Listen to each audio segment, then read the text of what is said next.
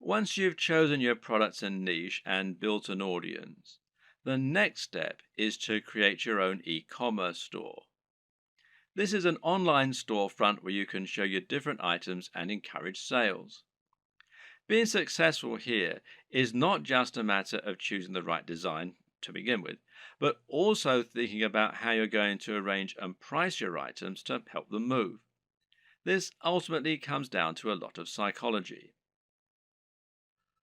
When it comes to e commerce website design, there is a single overriding goal, which isn't always true of a regular site design. Of course, that objective is always to try and increase sales and increase profits, and this is probably actually more important. You'll also want it to look attractive, to be functional and easy to use, and to represent your brand in the right manner. But this is really just in service of creating a web design that helps you to make more sales. This means every single element in your site design should be encouraging more sales and pointing users in that direction. The old adage here is that good design should communicate and not decorate. If an element of your design isn't somehow getting people to keep browsing your store or to click on the buy button, then it has no place in your design. If you use the right development company or a good e commerce builder or template, you should find the experience and expertise of the professionals informs their decisions and results in the best possible turnover and profits for you. In this regard, it's always worth spending a little more on a professional theme or on a proper development company. Unless you're a professional designer yourself, you won't be able to compete with an entire organization made up of experts who have the very best tools and the most experience. And any lack of professionalism in your site design is going to reduce the trust in your brand and make visitors less likely to buy. An e-commerce store, more than any other design, needs to look professional and have a sense of polish and sheen. The easiest way for most digital marketers to create their own e-commerce store will usually be to use a WordPress theme like WooCommerce. Now, WooCommerce is a theme and plugin combination that will transform an entire WordPress site into an online store. And this makes managing your store just as easy as managing any WordPress website. You can still get a professional design for your site, meanwhile, by hiring a professional designer to create your theme for you, or by buying one that you really like the looks of and you think will fit your brand. Now, you can download the free version of WooCommerce, the WooCommerce plugin, that is, from within the WordPress dashboard. Or you can buy the paid for version and you can buy the themes from woocommerce.com. There are other options too. For example, Shopify gives you a hosted e commerce platform.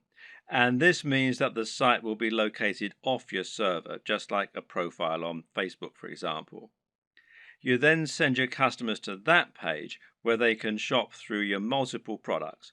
And this can help make things a little easier and simpler to run. But it does ultimately mean that you lose a little of the freedom and flexibility that comes, with terms of your website design and how it all looks and how it all works, etc.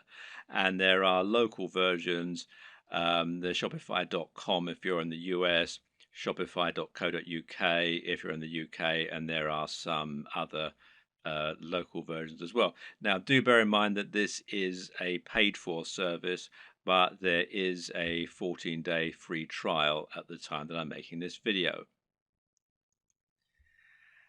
Either way, through choosing a well-known platform such as one of these, or Magento, which is magento.com, or BigCommerce, which is bigcommerce.com, will mean that you can find a large amount of support, free themes, plugins, and more that will help you sell. And some of these features can be incredibly useful, such as the ability to add widgets right there on your blog that promote your top items, for example. So don't steer away from the big players. Using these methods will help you to generate more sales by having a professional looking and performing website. Nevertheless, it's still always useful to understand the theory and principles behind it so that you can continue to implement best practices yourself, especially when it comes to aspects that fall outside the realm of design, such as price. Now, here's how the right combination of pricing, positioning, and design can help to make your items sell more effectively. And the first is contrast. Now, contrast can, of course, be aesthetic, and making choices such as using red buy buttons against a white background is a great way to make a particular element stand out and get more clicks. And this also comes down to color psychology, but we won't go into this right now. The other type of contrast refers to the way that you position items next to one another, with the objective being to place expensive items next to cheap ones. Why? Because this makes the cheap items appear even more affordable and the expensive items appear to be even more premium. Now, let's say you have a $10 tie next to a $50 tie. Someone who wants the very best tie might be all the more impressed by your premium offer, knowing that it's 5 times more expensive than the cheapest product. Meanwhile, someone who doesn't have as much money to spend and who feels guilty about buying a new tie can convince themselves that the $10 tie is a great deal. They can compromise and convince themselves that they're being sensible by choosing the cheap tie. They've saved $40 even though they're still buying something they might not have otherwise. This way, the right pricing can really help to sweeten a good deal. And a good e-commerce website design should take full advantage of that. Earlier on in this series, we described why it was so important to have multiple ranges of prices in order to attract a range of different types of buyers. When we looked at contrast, meanwhile, we saw that varying prices could be used to make items look like an even better bargain, or like they're of an even higher quality. But another very important reason to have cheaper items as well as more expensive ones is that it can be a great way to build trust. If someone has never bought from you before, they might feel concerned that the products won't arrive or they won't be as advertised. Even if they read your content and like it, they've no guarantee that what you're selling is going to be high quality or that the site will be secure from data leaks. Thus, they aren't going to want to spend $1,000 the first time they ever do business with you. But if you have an item that costs $5 and it's a product people will know, then someone might make that purchase because it's a small risk to take. Now you can demonstrate the quality of your service and save their details, making it much easier to sell bigger items in future. Another tip is to think about your top sellers and your smallest sellers and use this to inform the design of your store. Now, this is something that physical stores do a lot.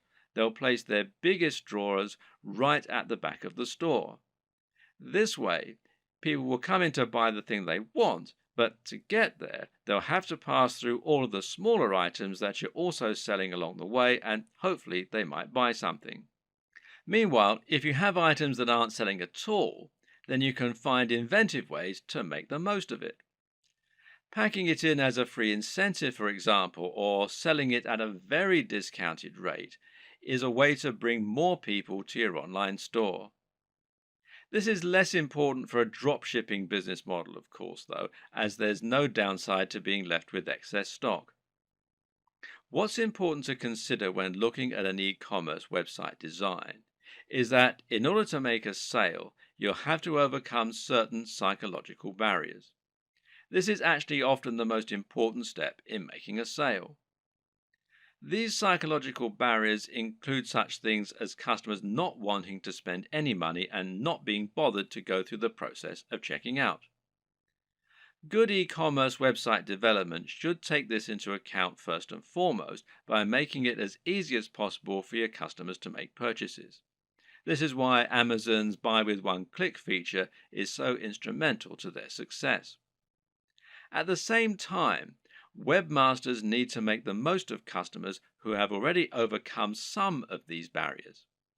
So, when a customer commits to buy any item on your site, they will instantly become much more susceptible to increasing their order. Why? Because they've already decided to make a purchase. This is why physical retailers use POS, this is point of sale displays, that sell extra items while customers are in the queue. It's so easy for them to add extra things to their basket that it would be foolish to miss this opportunity. E-commerce sites can do the exact same thing by making it easy to add extra purchases at the checkout. Similarly is upselling, where you give your buyers the opportunity to upgrade their order once they're already buying. Once they've committed to buy, tell them how for just $10 more they could have the very best service or product instead of the cheaper but ultimately inferior option they're currently buying. It's the smart decision after all. Sometimes a buyer will want some of your items but not all of them. Other times they'll want to combine multiple items but won't want to pay extra for shipping or to pay full price when they're essentially buying in bulk. Thus, letting your customers combine their items into a single large order can often encourage more sales, and it's known as bundling. What's great about bundling is that it can also be used to sell additional items that they perhaps wouldn't otherwise have bought. Adding extra items to bundled packages is also a great way to shift unsold stock.